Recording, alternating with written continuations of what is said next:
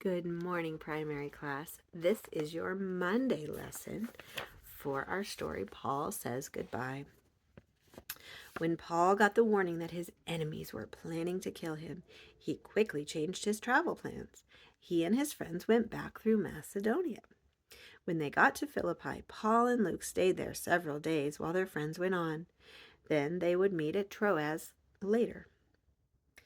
Paul was glad that he and Luke could stop for a while at Philippi. Of all the many churches that Paul had started, the Christians in Philippi were the most loving and loyal, and how glad they were to see Paul again. Paul and Luke spent 8 happy days with the Christians in Philippi. They walked about 10 miles to where they could get on a ship, and 5 days later they landed in Troas, where they met their friends who had gone ahead of them. How long did they stay in Troas? Acts 20, verse 6 tells us,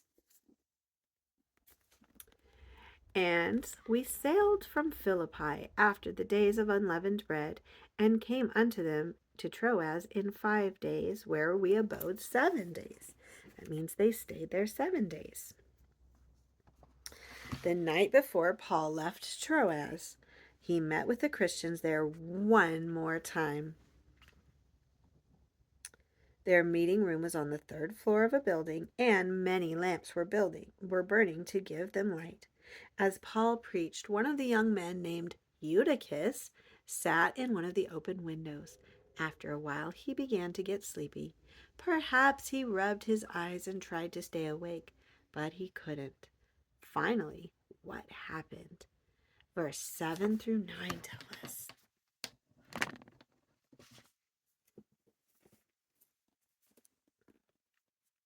And upon the first day of the week, when the disciples came together to break bread, Paul preached unto them, ready to depart on the morrow, and continued his speech until midnight.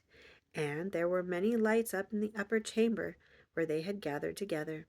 And there sat in a window a certain young man named Eutychus, being fallen into a deep sleep. And as Paul was long preaching, he sunk down with sleep, and fell down from the 3rd loft, and was taken up dead. Oh my. We'll find out what happened to him more tomorrow. But here's your question. That poor boy had fallen a long way, and of course people rushed to help him. How terrible they felt when they found out he was dead. How would you have felt in that situation? Oh my, I would have been very scared.